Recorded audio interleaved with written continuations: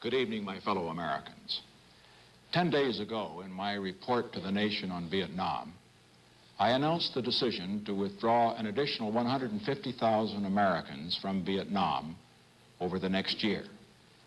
I said then that I was making that decision despite our concern over increased enemy activity in Laos, in Cambodia, and in South Vietnam. And at that time, I warned that if I concluded that increased enemy activity in any of these areas endangered the lives of Americans remaining in Vietnam, I would not hesitate to take strong and effective measures to deal with that situation. Despite that warning, North Vietnam has increased its military aggression in all these areas, and particularly in Cambodia. After full consultation with the National Security Council, Ambassador Bunker, General Abrams, and my other advisors, I have concluded that the actions of the enemy in the last 10 days clearly endanger the lives of Americans who are in Vietnam now and would constitute an unacceptable risk to those who will be there after withdrawal of another 150,000. To protect our men who are in Vietnam and to guarantee the continued success of our withdrawal and Vietnamization programs, I have concluded that the time has come for action. Tonight, I shall describe the actions of the enemy, the actions I have ordered to deal with that situation, and the reasons for my decision. Cambodia, a small country of 7 million people, has been a neutral nation since the Geneva Agreement of 1954, an agreement, incidentally, which was signed by the government of North Vietnam. American policy since then has been to scrupulously respect the neutrality of the Cambodian people. We have maintained a skeleton diplomatic mission of fewer than 15 in Cambodia's capital, and that only since last August. For the previous 4 years, from 1965 to 1969, we did not have any diplomatic mission whatever in Cambodia. And for the past 5 years, we have provided no military assistance whatever and no economic assistance to Cambodia. North Vietnam, however, has not respected that neutrality. For the past 5 years, as indicated on this map that you see here, North Vietnam has occupied military sanctuaries all along the Cambodian frontier with South Vietnam. Some of these extend up to 20 miles into Cambodia.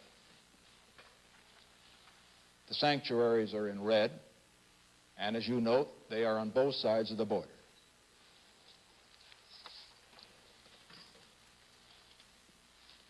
They are used for hit-and-run attacks on American and South Vietnamese forces in South Vietnam. These communist-occupied territories contain major base camps, training sites, logistics facilities, weapons and ammunition factories, airstrips, and prisoner-of-war compounds. And for 5 years, neither the United States nor South Vietnam has moved against these enemy sanctuaries because we did not wish to violate the territory of a neutral nation. Even after the Vietnamese communists began to expand these sanctuaries 4 weeks ago, we counseled patience to our South Vietnamese allies and imposed restraints on our own commanders. In contrast to our policy, the enemy in the past 2 weeks has stepped up his guerrilla actions, and he is concentrating his main forces in these sanctuaries that you see on this map, where they are building up to launch massive attacks on our forces and those of South Vietnam. North Vietnam, in the last 2 weeks, has stripped away all pretense of respecting the sovereignty or the neutrality of Cambodia. Thousands of their soldiers are invading the country from the sanctuaries. They are encircling the capital of Phnom Penh. Coming from these sanctuaries, as you see here, they have moved into Cambodia and are encircling the capital. Cambodia, as a result of this, has sent out a call to the United States, to a number of other nations for assistance. Because if this enemy effort succeeds, Cambodia would become a vast enemy staging area and a springboard for attacks on South Vietnam along 600 miles of frontier. A refuge where enemy troops could return from combat without fear of retaliation. North Vietnamese men and supplies could then be poured into that country, jeopardizing not only the lives of our own men, but the people of South Vietnam as well. Now, confronted with this situation, we have three options. First, we can do nothing. Well, the ultimate result of that course of action is clear.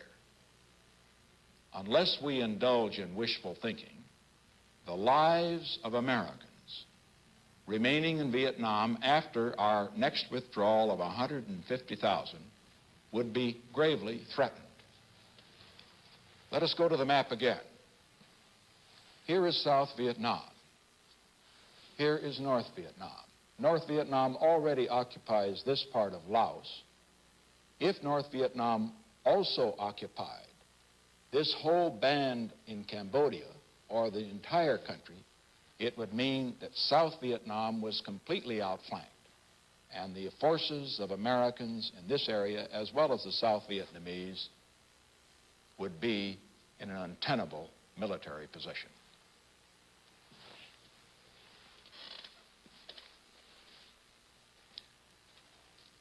Our second choice is to provide massive military assistance to Cambodia itself. Now, unfortunately, while we deeply sympathize with the plight of 7 million Cambodians whose country has been invaded, massive amounts of military assistance could not be rapidly and effectively utilized by the small Cambodian army against the immediate threat. With other nations, we shall do our best to provide the small arms and other equipment which the Cambodian army of 40,000 needs and can use for its defense. But the aid we will provide will be limited to the purpose of enabling Cambodia to defend its neutrality, and not for the purpose of making it an active belligerent on one side or the other. Our third choice is to go to the heart of the trouble. And that means cleaning out major North Vietnamese and Viet Cong occupied territories, these sanctuaries which serve as bases for attacks on both Cambodia and American and South Vietnamese forces in South Vietnam. Some of these, incidentally, are as close to Saigon as Baltimore is to Washington. This one, for example, is called the Parrot's Beak. It's only 33 miles from Saigon.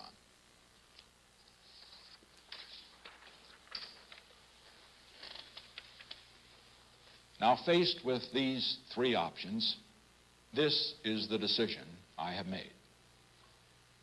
In cooperation with the armed forces of South Vietnam, attacks are being launched this week to clean out major enemy sanctuaries on the Cambodian-Vietnam border.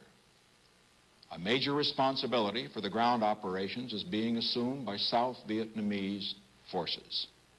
For example, the attacks in several areas, including the Parrot's Beak that I referred to a moment ago, are exclusively South Vietnamese ground operations under South Vietnamese command, with the United States providing air and logistical support.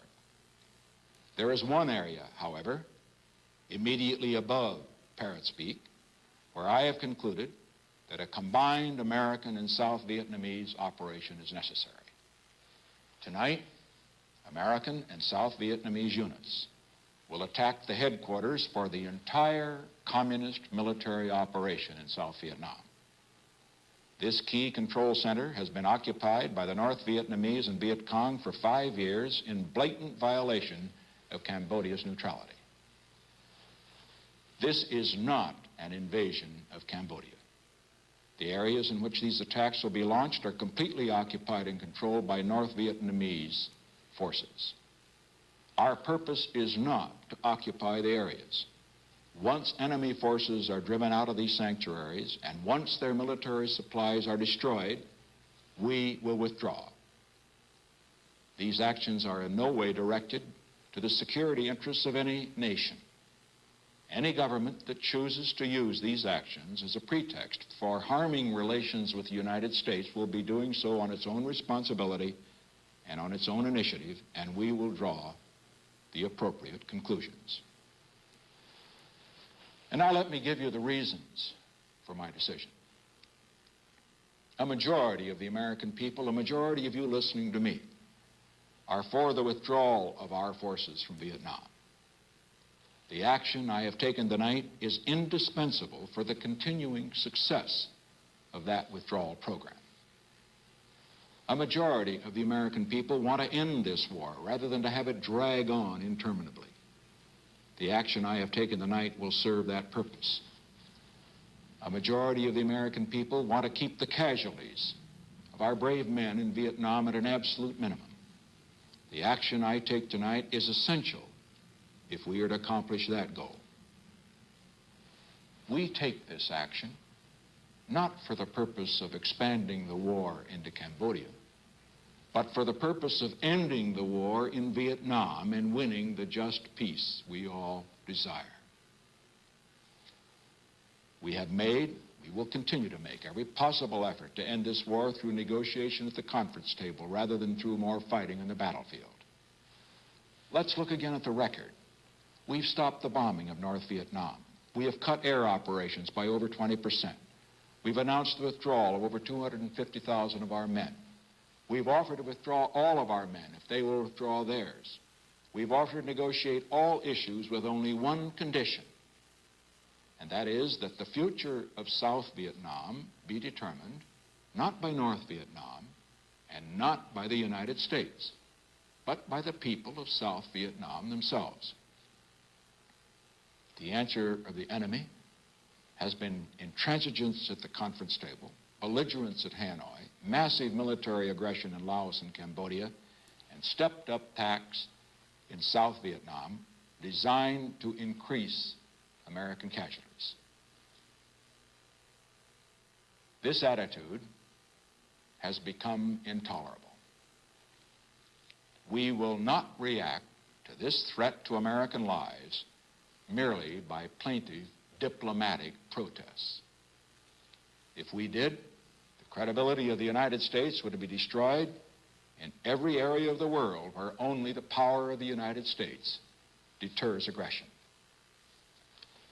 Tonight, I again warn the North Vietnamese that if they continue to escalate the fighting when the United States is withdrawing its forces, I shall meet my responsibility as Commander-in-Chief of our armed forces to take the action I consider necessary to defend the security of our American men.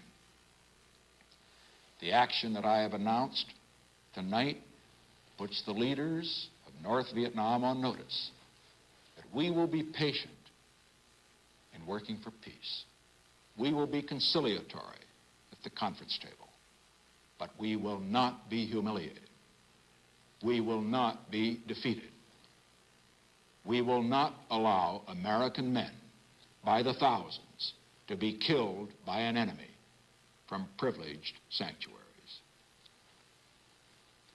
The time came long ago to end this war through peaceful negotiations. We stand ready for those negotiations. We've made major efforts, many of which must remain secret. I say tonight, all the offers and approaches made previously remain on the conference table whenever Hanoi is ready to negotiate seriously. But if the enemy response to our most conciliatory offers for peaceful negotiation continues to be to increase its attacks and humiliate and defeat us, we shall react accordingly.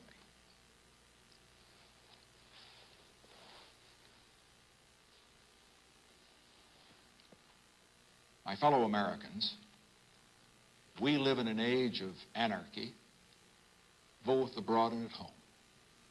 We see mindless attacks on all the great institutions which have been created by free civilizations in the last 500 years. Even here in the United States, great universities are being systematically destroyed.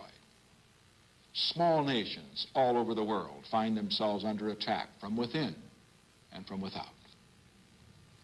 If, when the chips are down, the world's most powerful nation, the United States of America, acts like a pitiful, helpless giant, the forces of totalitarianism and anarchy will threaten free nations and free institutions throughout the world. It is not our power, but our will and character that is being tested tonight. The question all Americans must ask and answer tonight is this: does the richest and strongest nation in the history of the world have the character to meet a direct challenge by a group which rejects every effort to win a just peace, ignores our warning, tramples on solemn agreements, violates the neutrality of an unarmed people, and uses our prisoners as hostages? If we fail to meet this challenge, all other nations will be on notice that despite its overwhelming power, the United States, when a real crisis comes, will be found wanting. During my campaign for the presidency, I pledged to bring Americans home from Vietnam. They are coming home. I promised to end this war. I shall keep that promise. I promised to win a just peace. I shall keep that promise. We shall avoid a wider war, but we are also determined to put an end to this war. In this room, Woodrow Wilson made the great decisions which led to victory in World War I. Franklin Roosevelt made the decisions which led to our victory in World War II. Dwight D. Eisenhower made decisions which ended the war in Korea and avoided war in the Middle East. John F. Kennedy, in his finest hour, made the great decision which removed Soviet nuclear missiles from Cuba and the Western Hemisphere.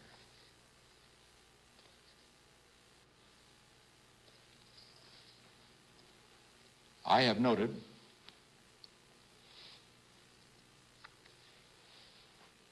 that there's been a great deal of discussion with regard to this decision that I've made.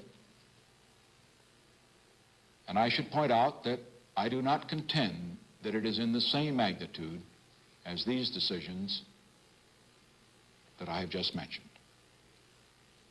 But between those decisions and this decision, there is a difference that is very fundamental. In those decisions, the American people were not assailed by counsels of doubt and defeat from some of the most widely known opinion leaders of the nation. I have noted, for example, that a Republican senator has said that this action I have taken means that my party has lost all chance of winning the November elections. And others are saying today that this move against enemy sanctuaries will make me a one-term president. No one is more aware than I am of the political consequences of the action I've taken. It is tempting to take the easy political path, to blame this war on previous administrations and to bring all of our men home immediately regardless of the consequences, even though that would mean defeat for the United States, to desert 18 million South Vietnamese people who have put their trust in us, to expose them to the same slaughter and savagery which the leaders of North Vietnam inflicted on hundreds of thousands of North Vietnamese who chose freedom when the communists took over North Vietnam in 1954. To get peace at any price now, even though I know that a peace of humiliation for the United States would lead to a bigger war or surrender later. I have rejected all political considerations in making this decision. Whether my party gains in November is nothing compared to the lives of 400,000 brave Americans fighting for our country and for the cause of peace and freedom in Vietnam. Whether I may be a one-term president is insignificant compared to whether, by our failure to act in this crisis, the United States proves itself to be unworthy to lead the forces of freedom in this critical period in world history. I would rather be a one-term president and do what I believed was right than to be a two-term president at the cost of seeing America become a second-rate power and to see this nation accept the first defeat in its proud 190-year history. I realize that in this war there are honest and deep differences in this country about whether we should have become involved, that there are differences as to how the war should have been conducted. But the decision I announced tonight transcends those differences, for the lives of American men are involved. The opportunity for 150,000 Americans to come home in the next 12 months is involved. The future of 18 million people in South Vietnam and 7 million people in Cambodia is involved. The possibility of winning a just peace in Vietnam and in the Pacific is at stake.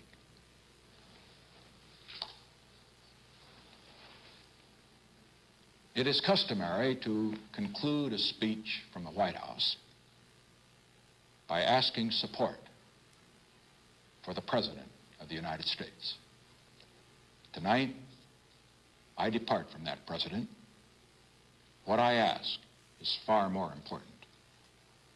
I ask for your support for our brave men fighting tonight halfway around the world, not for territory, not for glory, but so that their younger brothers and their sons and your sons can have a chance to grow up in a world of peace and freedom and justice. Thank you and good night.